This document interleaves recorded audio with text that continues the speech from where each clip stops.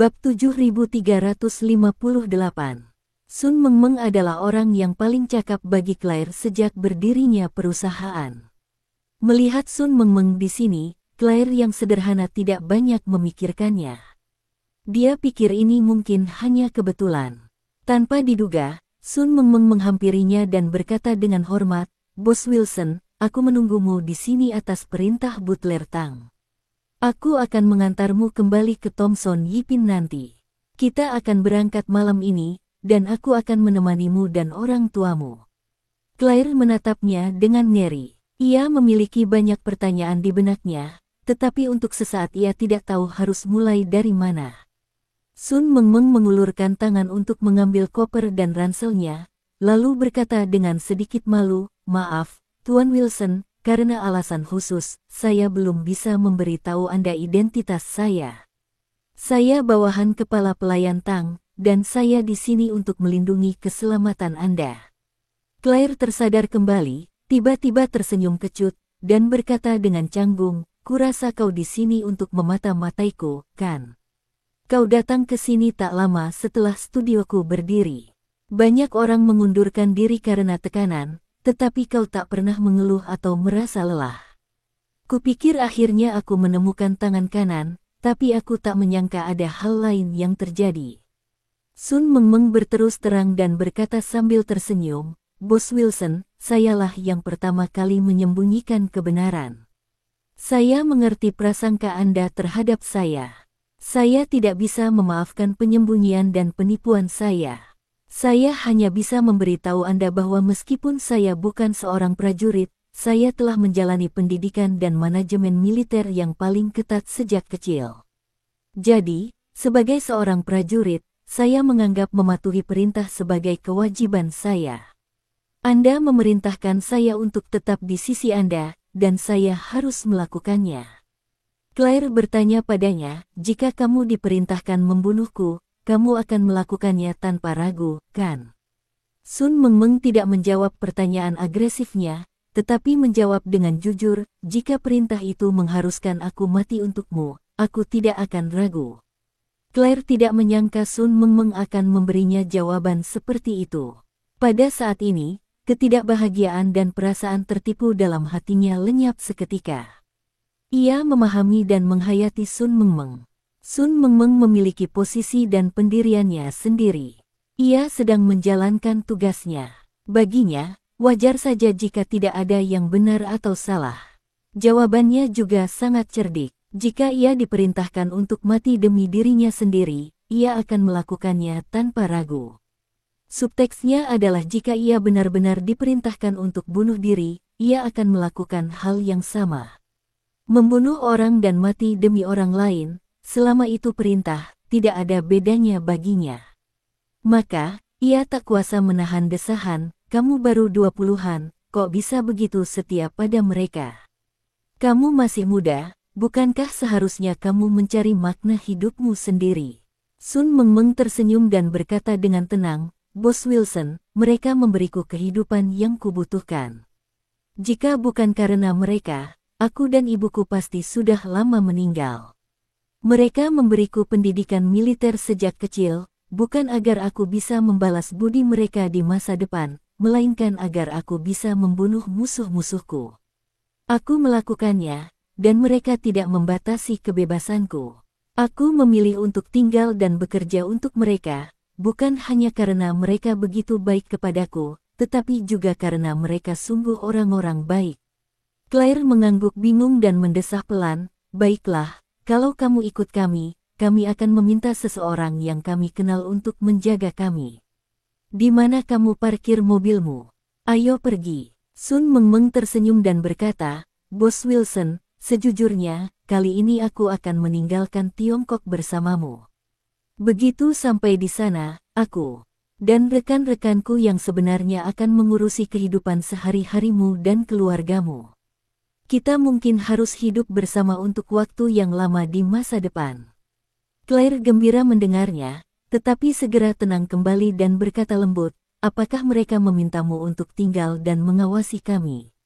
Apakah mereka takut aku tidak bisa mengendalikan diri dan menghubungi Charlie?" Sun Mengmeng berkata, Bos Wilson, sejujurnya, mengingat krisis yang dihadapi Tuan Muda, dia mungkin tidak aman bahkan jika Anda meninggalkannya sepenuhnya. Dalam keadaan darurat, sebenarnya tidak ada perbedaan antara pengawasan dan perlindungan. Aku mengerti. Claire mengangguk sedikit. Kemudian, Sun Mengmeng membawanya ke tempat parkir, di mana sebuah mobil bisnis berwarna hitam sudah terparkir. Sun Mengmeng memasukkan barang bawaannya ke bagasi, membuka pintu geser samping dan membiarkan Claire masuk terlebih dahulu, lalu dia duduk di kursi pengemudi. Setelah menyalakan mobil, Sun Mengmeng berkata kepada Claire, "Tuan Wilson, kami berencana berangkat pukul 9 malam ini. Anda dan keluarga tidak perlu membawa terlalu banyak barang, cukup bawa tas jinjing. Jika ada yang perlu Anda bawa, foto saja dan kirimkan kepada saya. Saya akan mengatur seseorang untuk datang malam ini untuk mengemas dan memuat mobil. Barang-barangnya mungkin tiba sehari lebih lambat dari Anda." Claire terkejut dengan profesionalisme pihak lain, tetapi setelah memikirkannya dengan cermat, dia merasa lega. Jadi dia bertanya, "Apakah kita meninggalkan negara ini lewat air?" "Ya," kata Sun Mengmeng, "kapal barang sudah berlabuh di pelabuhan Daocheng. Setelah tiba pagi-pagi sekali, kita akan langsung naik ke kapal." Claire berkata dengan cemas, "Kalau kita naik kapal kargo, bagaimana aku harus berkomunikasi dengan orang tuaku? Aku belum memberitahu mereka. Aku berencana memberitahu mereka setelah aku kembali bahwa aku akan mengajak mereka jalan-jalan selama beberapa hari." Sun Mengmeng tersenyum dan berkata, "Jangan khawatir. Gerbong bisnis kita punya sekat yang bisa diangkat di tengahnya. Setelah kamu membiarkan orang tuamu masuk ke dalam mobil di malam hari, kamu bisa duduk di kursi penumpang dan membiarkan orang tuamu duduk di kabin belakang. Ketika sekat itu terangkat, gas anestesi yang tidak berwarna, tidak berbau, dan tidak berbahaya akan dilepaskan ke kabin belakang. Gas ini akan membuat mereka tertidur lama. Lalu kita akan langsung menuju kapal barang, yang memiliki kamar-kamar yang lengkap. Ketika mereka bangun, kita sudah memasuki lautan lepas. Kamu bisa menceritakan semuanya kepada mereka. Aku yakin mereka akan mengerti." Claire terkejut dan berkata, "Apakah ini begitu sederhana dan kasar?" "Baiklah," Sun Mengmeng berkata, "ini cara terbaik. Kalau tidak, kalau mereka menyadari ada yang tidak beres di tengah jalan, atau melihat sesuatu yang tidak biasa saat naik kapal, akan sangat sulit bagimu untuk menjelaskannya. Kalau mereka menghubungi Tuan Muda secara diam-diam, seluruh rencana kemungkinan besar akan hancur." Aku mengerti. Meskipun Claire sederhana, dia masih bisa memahami situasi secara keseluruhan. Situasi luar biasa membutuhkan tindakan luar biasa. Mengingat kepribadian orang tua saya, jika mereka menyadari ada yang tidak beres, mereka pasti akan punya pendapat sendiri. Ayahnya tak sanggup berpisah dengan fondasi yang telah ia bangun di Asosiasi Kaligrafi dan Lukisan, serta kesombongan mengantar culinan keluar masuk setiap hari. Ibunya tak sanggup berpisah dengan rumah mewah di Thomson Yipin, apalagi dengan menantu kaya seperti Charlie. Demi Charlie, mereka tidak boleh dibiarkan membuat masalah sama sekali. Cara terbaik adalah seperti yang dikatakan Sun Mengmeng, yaitu membiarkan mereka tertidur di mobil dan tidur sepanjang perjalanan ke laut lepas. Ponsel orang tuanya tidak memiliki kemampuan komunikasi satelit, jadi begitu mereka berada di laut lepas, mustahil bagi mereka untuk menghubungi Charlie secara diam-diam, bahkan jika mereka mau. Begitu dia memikirkan hal ini, dia berkata kepada Sun Mengmeng, "Apakah kamu yakin anestesi tidak akan membahayakan tubuh mereka?" "Tentu," Sun Mengmeng berkata dengan tenang, "tidak ada salahnya. Ini hanya akan memungkinkan mereka merasakan tidur nyenyak yang belum pernah ada sebelumnya. Dan jangan khawatir, kami memiliki tim perawatan medis yang terdiri dari 15 orang di dalam pesawat saat ini. Mereka membawa peralatan medis tercanggih dan akan ikut bersama kami. Mulai sekarang, tim ini akan melayani Anda dan keluarga secara eksklusif." Claire tanpa sadar berkata, "Ini terlalu merepotkan. Tidak perlu repot-repot. Beri kami lingkungan yang memungkinkan kami hidup normal." Sun Mengmeng berkata dengan serius, Tuan Wilson, atau haruskah saya memanggil Anda Nyonya Wade? Anda adalah istri Tuan Muda. Kami membawa Anda dan keluarga Anda pergi tanpa memberitahu Tuan Muda. Ini sudah merupakan pengkhianatan besar. Jika kami tidak menjaga Anda dan keluarga Anda dengan baik, bagaimana kami akan menghadapi Tuan Muda di masa depan? Lagi pula, bukan berarti kami tidak akan pernah mengizinkan Anda bertemu Tuan Muda. Setelah Tuan Muda menyelesaikan rencana balas dendamnya, semuanya akan diakui kepadanya, dan tidak akan ada batasan untuk kontak atau pertemuan Anda dengannya. Jika kami gagal menjaga Anda dan keluarga Anda selama periode ini, Tuan Muda pasti akan menyalahkan kami. Pada titik ini, Sun Mengmeng menambahkan, kami sudah mengatur segalanya untuk Anda dan keluarga di sana.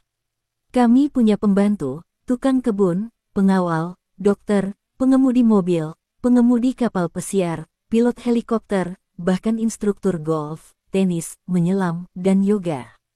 Mereka semua bekerja penuh waktu, dan kami telah melatih mereka selama bertahun-tahun. Anda dan keluarga tidak perlu khawatir tentang makanan, pakaian, tempat tinggal, transportasi, hiburan, atau kesehatan begitu Anda tiba di sana. Claire berseru, ini sungguh buang-buang uang. Semua uang yang dihabiskan adalah milik Charlie. Aku benar-benar tidak tahan. Sun Mengmeng tersenyum dan berkata, jangan khawatir, Nyonya. Uang sebanyak ini hanyalah setetes air di lautan bagi Tuan Muda. Begini saja. Uang yang Tuan Muda hasilkan dalam sehari sudah cukup bagi Anda dan keluarga untuk hidup dengan standar tertinggi seumur hidup. Claire terkejut ketika mendengar ini. Namun Sun Mengmeng tidak bercanda. Dia bahkan sedikit konservatif. Kemampuan Charlie menghasilkan uang tidak dapat diukur dengan pemikiran bisnis konvensional. Ia sengaja berkata terus terang kepada Claire, Nyonya, sebenarnya, Tuan Muda bukan hanya pewaris keluarga Wade, juga bukan hanya cucu keluarga An. Beliau adalah bos terbesar perusahaan pelayaran sebesar Yisu Shipping. Saya tidak tahu apakah Anda tahu bahwa ketika pelayaran sedang paling menguntungkan, sebuah kapal kontainer bisa menghasilkan ratusan juta dolar dari hasil pengiriman per perjalanan, dan Yisu Shipping memiliki lebih dari 100 kapal dari berbagai jenis yang berlabuh. Claire bertanya dengan kaget, satu kapal, sekali perjalanan saja biayanya ratusan juta dolar. Ini terlalu mahal. Sun Mengmeng tersenyum dan berkata, mungkin kedengarannya berlebihan, tapi Anda mungkin tidak tahu bahwa biaya pengiriman meroket akhir-akhir ini. Biaya pengiriman satu kontainer dari Asia Timur ke Amerika Serikat telah melonjak hingga 20.000 dolar. Dan kapal kontainer terbesar di bawah Yisu Shipping terisi penuh dengan 24.000 kontainer. Dengan kata lain, pendapatan pengiriman kapal kontainer ini dari satu perjalanan dari Tiongkok ke Amerika Serikat melebihi 400 juta dolar AS. Dan itu dalam dolar AS. Bahkan jika Anda menjalankan mesin cetak uang sampai berasap, mesin itu tidak dapat mencetak uang secepat itu. Sun Mengmeng tidak mengatakan apa-apa lagi. Dia tahu bahwa meskipun begitu, profitabilitas Yisu Shipping tidak sebaik lelang pil peremajaan Charlie. Total biaya hidup keluarga Claire yang beranggotakan 3 orang di Tahiti tidak akan melebihi 50 juta dolar AS setahun paling banyak, jadi ini benar-benar hanya setitik air di lautan. Alasan dia memberitahu Claire tentang pengiriman Yisu sebenarnya karena dia berharap Claire akan mengurungkan niat untuk bertemu Charlie lagi. Semua bawahan Margaret Ann tahu bahwa Margaret Ann berharap Claire bisa hidup nyaman dan tenang di Tahiti dan tidak akan pernah kembali untuk bertemu Charlie lagi. Ekspresi Claire sedikit melankolis saat ini. Ia semakin menyadari bahwa jarak antara dirinya dan Charlie tak terbayangkan besarnya. Setelah terdiam sejenak, dia berkata, ikuti saja rencanamu. Bab 7359. Dalam perjalanan pulang, Sun Mengmeng sengaja mengendalikan laju mobilnya. Dia tidak berani mengirim Claire pulang terlalu cepat, karena khawatir jika dia pulang terlalu cepat, Charlie di East Cliff belum akan naik pesawat. Jika salah satu dari Jacob dan Elaine cukup bodoh untuk mengirim pesan kepada Charlie, semua usahanya mungkin akan sia-sia. Jadi, pikirnya, selama Claire tetap bersamanya sebelum pesawat lepas landas dan tidak melakukan kontak dengan dunia luar, semua risiko secara alami akan hilang. Selain itu, untuk menghindari kecelakaan kali ini, mereka bahkan menggunakan koneksi mereka untuk melepas dan memperbaiki modul Wi-Fi pesawat yang ditumpangi Charlie sebelumnya. Saat ini, banyak penerbangan lintas samudera menyediakan layanan internet gratis atau berbayar. Umumnya, kabin kelas utama menyediakan akses internet gratis. Jika Wi-Fi di pesawat ini tidak dimatikan, Charlie dapat menerima pesan selama penerbangan. Setelah fungsi Wi-Fi dimatikan, semua penumpang di pesawat akan kehilangan kontak sementara dengan dunia luar 10 menit setelah lepas landas, dan tidak akan dipulihkan hingga pesawat akan mendarat. Jam 17.30. Pesawat yang ditumpangi Charlie lepas landas tepat waktu. 10 menit kemudian, pesawat terbang hingga ketinggian 3.500 meter, dan telepon seluler benar-benar kehilangan sinyal. Jepit rambut di kepala Sun Mengmeng bergetar pelan 3 kali. Ini adalah metode komunikasi yang mereka sepakati secara internal. 3 getaran menandakan Charlie kini berada dalam kondisi terputus. Jadi dia mempercepat langkahnya dan mengirim Claire ke rumah Thomson Yipin. Jacob sudah tiba di rumah dan sedang menonton TV di ruang tamu bersama Elaine Ma. Melihat Claire masuk sendirian, mereka berdua langsung menoleh. Jacob berkata sambil tersenyum, "Oh, putriku sudah kembali. Apakah kamu bersenang-senang di East Cliff kali ini?" Claire tersenyum tipis, "Bagus sekali." Elaine Ma melihat ke kiri dan ke kanan, tetapi tidak melihat bayangan Charlie di belakangnya. Ia bertanya dengan heran, "Nona, Charlie belum kembali?" "Tidak." Claire merapikan rambutnya dengan tidak wajar dan berkata, "Charlie pergi ke Australia. Tuan Hong meminta bantuannya, katanya ada teman yang membutuhkan bantuannya untuk mempelajari Feng Shui, jadi aku pulang sendiri." Ketika Jacob mendengar Tuan Hong, dia segera bertanya kepadanya, "Apakah Tuan Orville?" "Ya." Claire mengangguk. Jacob berkata sambil tersenyum, "Oh, Tuan Orville dan Charlie punya hubungan yang sangat baik. Beberapa pelanggan selalu memikirkannya."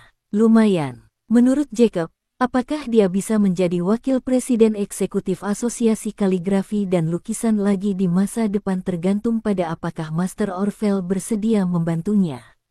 "Saya pernah melakukan sesuatu yang memalukan sebelumnya dan diturunkan jabatannya di Asosiasi Kaligrafi dan Lukisan.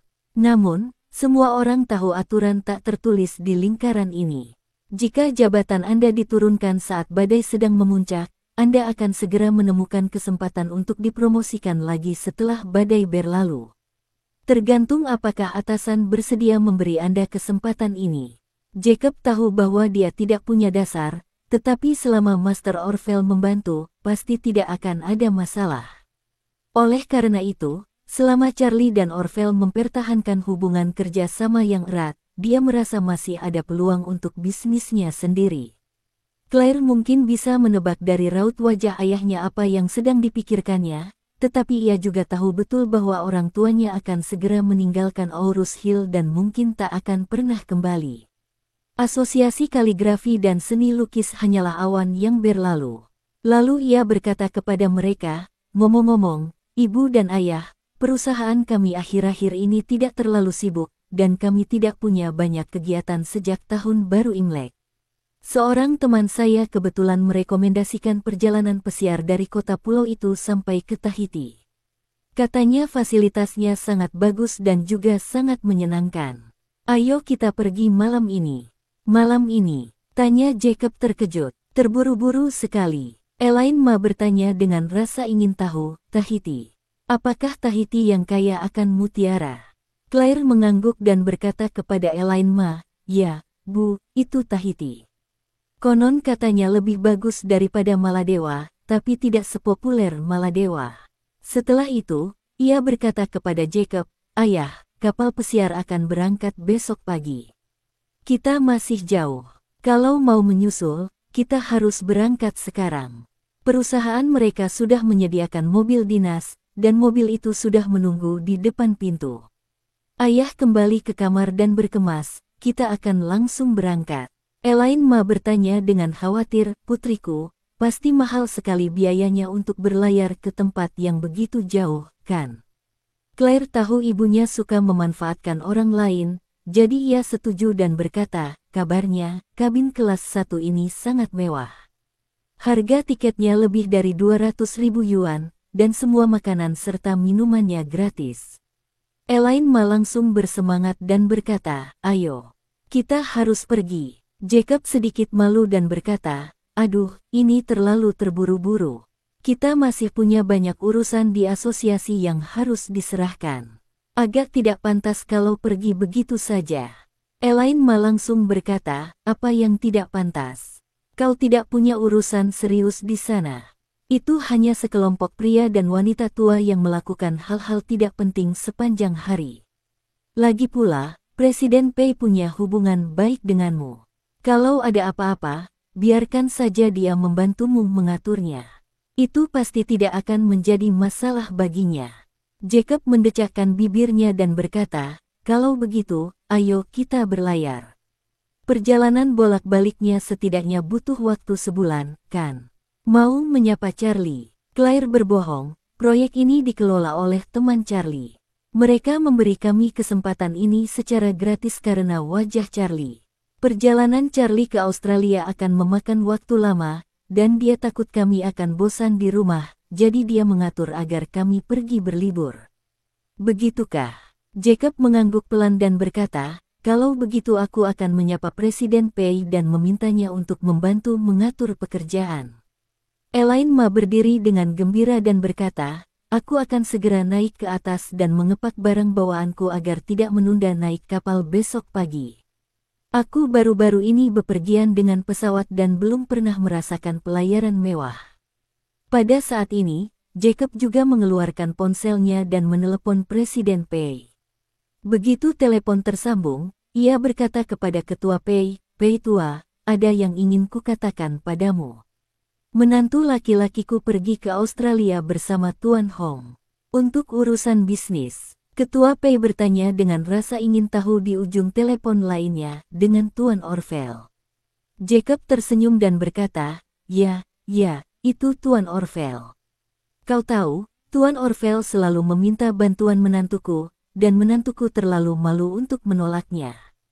Presiden Pei memuji, siapa yang bisa menyalahkan Charlie atas kemampuannya yang sesungguhnya. Orang-orang kaya dan berkuasa di Aurus Hill semuanya dengan hormat memanggilnya Tuan Wade. Jacob merasa bangga dalam hatinya, lalu berkata sambil tersenyum, ya, menantuku memang cakap. Ngomong-ngomong, Lao Pei, aku tidak ingin menceritakan ini padamu. Ini terutama tentang menantuku. Perjalanan ke Australia ini mungkin akan memakan waktu lama. Dia takut aku, Elaine Ma, dan Claire akan bosan, jadi dia mengatur pelayaran mewah ke Tahiti untuk kami. Mungkin akan memakan waktu sebulan, dan kami akan berangkat besok. Aku tidak menyangka akan secepat ini. Ada banyak hal di asosiasi yang tidak bisa kuselesaikan tepat waktu. Ketika Presiden Pei mendengar ini, ia tahu apa yang sedang direncanakan Jacob. Setelah ia menipu Jacob terakhir kali, kesempatan untuk maju yang telah ia nantikan selama bertahun-tahun telah sirna. Sejak saat itu, ia menyadari bahwa ia harus menenangkan Jacob di masa depan, jika tidak, masa depannya mungkin akan terkurung di asosiasi kaligrafi dan lukisan, dan ia tidak akan pernah memiliki kesempatan untuk maju dalam kehidupan ini. Sekarang Jacob ingin cuti untuk bepergian. Secara logika, tidak ada yang bisa cuti sebulan untuk pergi keluar dan bermain, tapi karena ini Jacob, aku tentu tidak bisa menolaknya. Maka ia tersenyum dan berkata, Jacob, pergilah bersenang-senang. Aku akan mengurus urusan asosiasi. Jangan khawatir. Jacob menghela napas lega dan tersenyum. Terima kasih, Presiden Pei.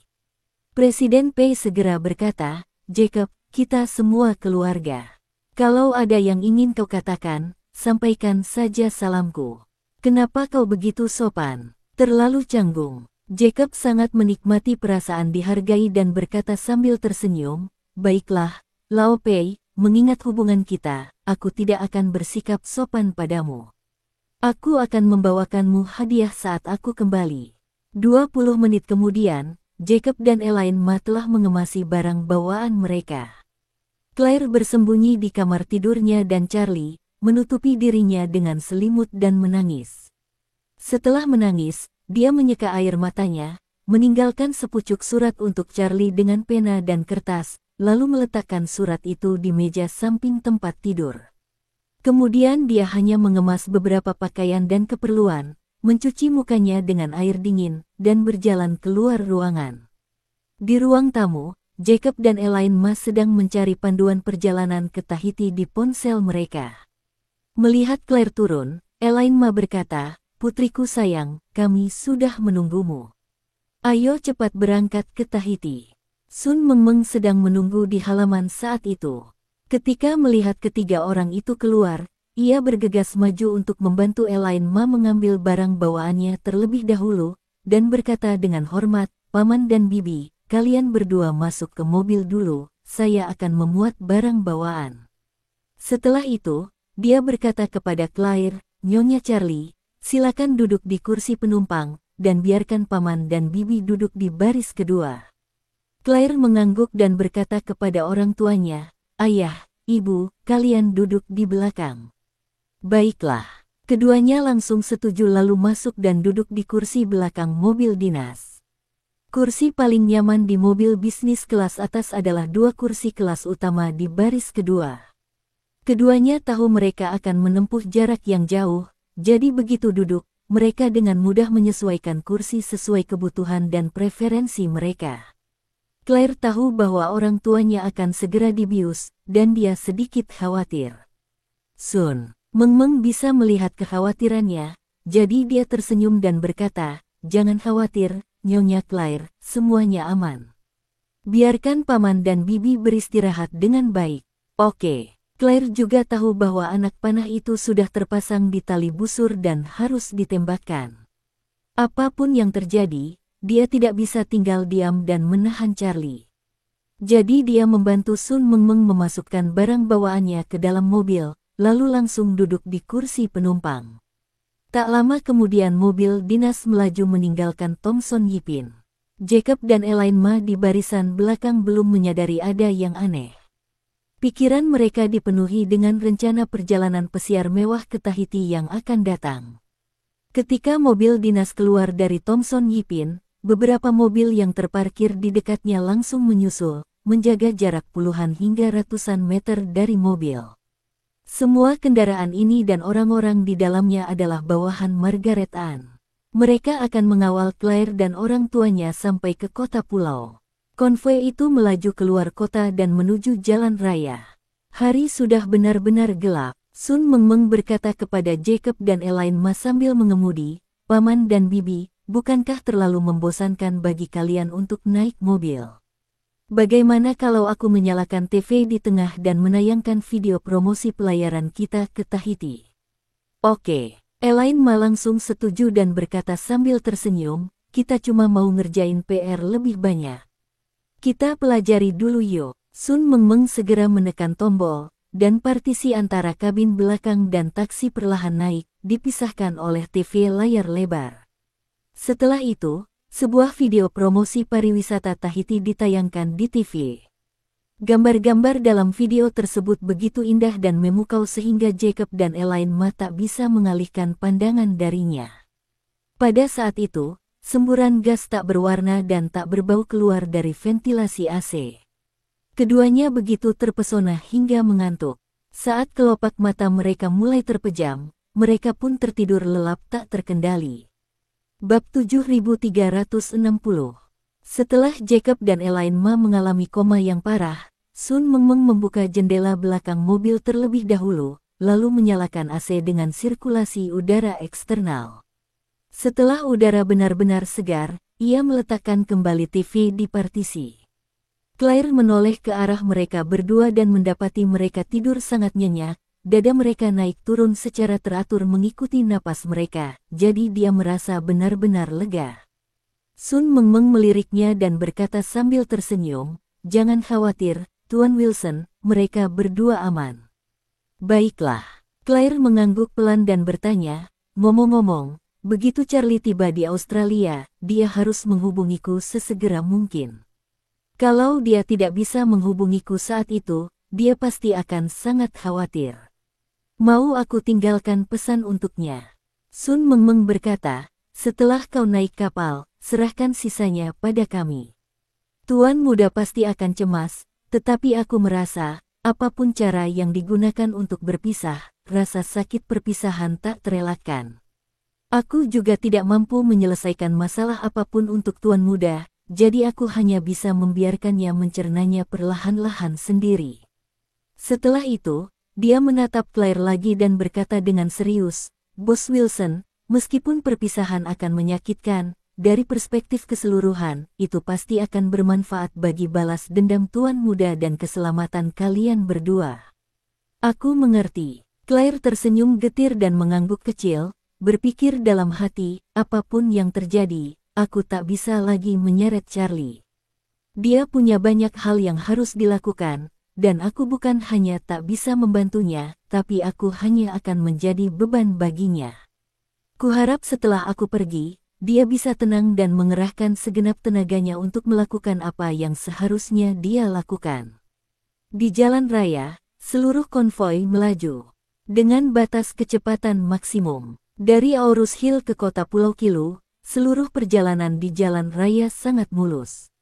Yang tidak diperhatikan Claire adalah banyak mobil yang persis seperti mobil bisnis yang ditumpanginya terus bermunculan di jalan raya. Terlebih lagi, mobil-mobil ini, seperti mobil ini, semuanya baru dan tidak memiliki plat nomor resmi. Pada saat ini, Sun Mengmeng mengulurkan tangan dan melepas plat nomor sementara dari kaca depan mobil pengemudi utama. Operasi yang sama juga dilakukan pada model serupa lainnya.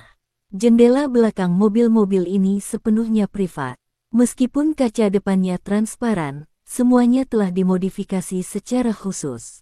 Semua kamera pengawas di sepanjang jalan, selama lampu kilat atau lampu pengisi dinyalakan, jendela dalam gambar akan sepenuhnya putih dan tidak ada yang terlihat. Mengingat kondisi pencahayaan saat ini, mustahil untuk menangkap apa yang ada di dalam tanpa lampu kilat dan cahaya pengisi. Setelah itu, kendaraan lain yang identik mulai menyalip dan melewati satu sama lain secara berkala.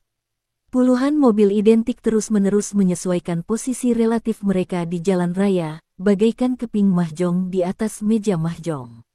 Setelah diacak terus-menerus, tak seorang pun tahu siapa yang mana tanpa tanda khusus. Setelah dikocok, mobil-mobil ini mulai berbelok ke jalan lain di persimpangan yang berbeda, atau keluar jalan raya melalui pintu keluar yang berbeda, seperti kembang api yang berterbangan di mana-mana setelah diluncurkan. Alasannya adalah untuk mengganggu penglihatan Charlie sebisa mungkin. Dengan begitu banyak kendaraan yang tidak dapat memberikan petunjuk apapun dari luar, Charlie tidak akan dapat menemukan kemana Claire pergi dalam waktu singkat. Jika dia bersikeras mencari Claire, dia hanya bisa menggunakan metode paling bodoh, menelusuri jejak satu mobil pada satu waktu dan satu petunjuk pada satu waktu. Terlebih lagi, setiap petunjuk masih menjadi misteri. Selama dia tidak menemukan Claire, dia tidak dapat memastikan keaslian petunjuk tersebut. Oleh karena itu, bahkan jika Charlie diberi waktu 1 atau 2 tahun, dia mungkin tidak dapat mengetahui tujuan akhir dari mobil-mobil ini. Untuk mengambil langkah mundur, bahkan jika Charlie akhirnya memastikan bahwa mobil Claire pergi ke kota Pulau Kilu, akan sulit baginya untuk mengetahui kemana Claire pergi dari kota pulau itu. Mundur selangkah, bahkan jika Charlie mengetahui bahwa Claire naik kapal dari kota pulau, apa yang akan terjadi? Setelah kapal mencapai laut lepas, keluarga Claire dan tim pendamping akan diatur untuk pindah ke kapal lain. Pada saat itu, akan lebih sulit bagi Charlie untuk menyelidiki lebih lanjut. Semua ini adalah rencana Margaret Ann. Ia tahu bahwa kekuatan Charlie saat ini sudah sangat mengesankan. Ia tidak hanya memiliki seperangkat model AI, tetapi juga dibantu secara diam-diam oleh detektif papan atas seperti Duncan Lee. Mustahil baginya untuk membiarkan Claire menghilang tanpa jejak. Daripada bersusah payah menghapus jejak yang tertinggal, hanya agar Duncan Lee menemukan celah kecil dan mengobrak-abrik semuanya, lebih baik melakukan sebaliknya dan meninggalkan jejak di mana-mana. Siapapun yang datang untuk menyelidiki jejak ini akan kelelahan, termasuk dirinya, Dun Chanli. Bagi polisi yang sedang memecahkan kasus, jika hanya ada satu tersangka, tidak ada yang perlu dikhawatirkan. Selama mereka menggali lebih dalam tentang orang tersebut, mereka pasti akan menemukan petunjuk yang mereka inginkan. Tetapi bagaimana jika tersangkanya 100? Itu adalah 100 misteri yang harus mereka pecahkan satu persatu, yang pasti akan menjadi mimpi buruk mereka. Pada pukul 3 pagi, mobil bisnis yang ditumpangi Claire melaju ke terminal pelabuhan kota pulau. Kapal yang akan mereka tumpangi sudah menunggu di tempat berlabuh, penuh dengan kontainer, siap berlayar ke Selandia Baru. Setelah memasuki laut lepas, kapal tersebut akan bertemu dengan kapal kargo lain yang berlayar dari Shanghai menuju Argentina di Samudra Pasifik. Claire dan keluarganya akan berganti kapal kargo di sana dan melanjutkan pelayaran ke Tenggara. Saat melewati rute ratusan mil laut dari Tahiti, sebuah kapal pesiar mewah milik seorang taipan Silicon Valley akan membawa mereka ke Kepulauan Windward di Polinesia, Prancis. Tahiti adalah pulau terbesar di Kepulauan Windward, tetapi bukan tujuan sebenarnya bagi Claire dan kelompoknya. Pulau yang digunakan Margaret Ann untuk menetap adalah pulau kecil yang tidak diketahui di Kepulauan Windward. Pulau ini adalah pulau yang hak guna pakainya telah dibeli secara pribadi dan tidak dibuka untuk umum. Kendaraan yang ditumpangi Claire langsung menabrak sebuah kontainer kosong. Kemudian, beberapa staf datang untuk menutup pintu kontainer. Kontainer tersebut diangkat dengan derek dan dimuat ke kapal kontainer. Akan tetapi, kontainer ini tidak ditumpuk di atas tumpukan kontainer, melainkan langsung diangkat ke dek. Ketika kontainer sudah terpasang kokoh di dek, seorang staf datang untuk membuka pintu. Sun Mengmeng segera menyalakan mobil dan keluar dari kontainer. Staf tersebut kemudian membuka pintu dan menyapa Claire dengan hormat di dalam mobil. "Halo, Nyonya Wade." Claire merasa sedikit tidak nyaman. Pertama, ia tidak terbiasa dengan banyaknya orang yang berbicara kepadanya dengan hormat, dan kedua, ia tidak terbiasa dengan mereka yang memanggilnya Nyonya Wade secara berkelompok.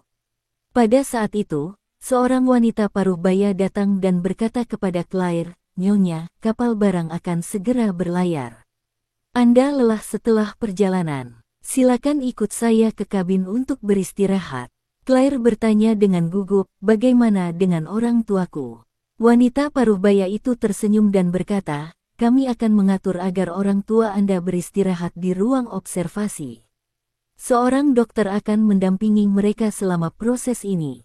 Mereka kemungkinan akan bangun besok sore. Saya akan memberitahu Anda sebelumnya." Setelah berkata demikian, dia melambaikan tangan ke belakangnya, dan 4 staf medis berjas putih berlari mendekat sambil mendorong 2 tempat tidur bergerak.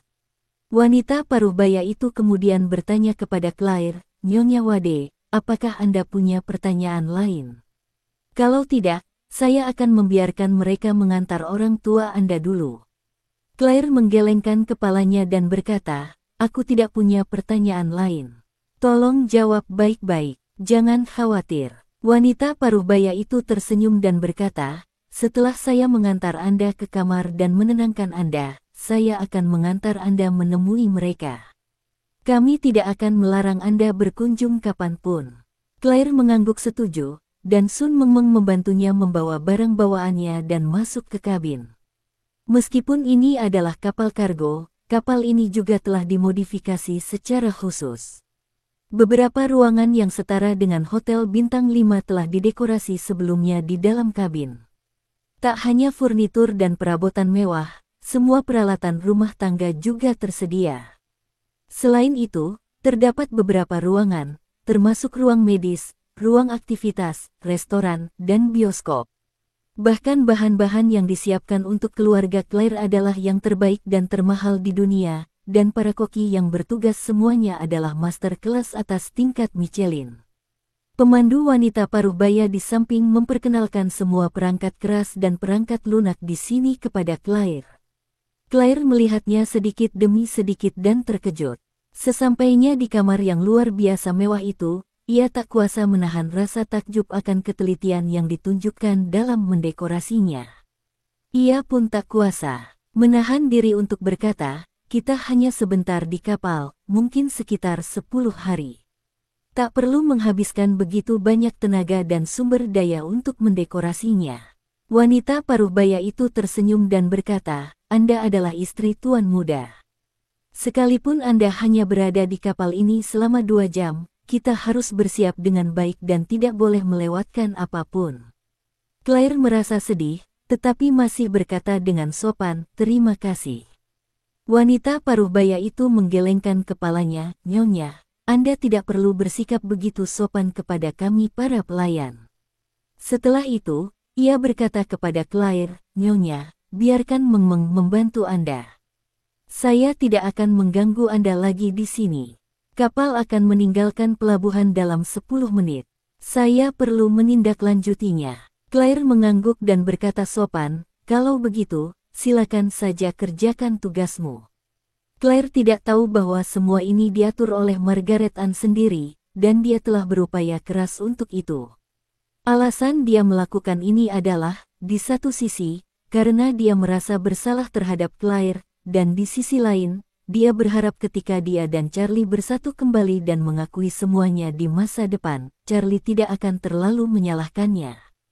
10 menit kemudian, dengan peluit pelan, kapal barang itu perlahan berlayar keluar dari tempat berlabuh, lalu keluar dari pelabuhan dan menuju Laut Kuning. Claire diam-diam memperhatikan pelabuhan semakin jauh dari jendela kapal, dan tidak dapat menahan tangisnya lagi.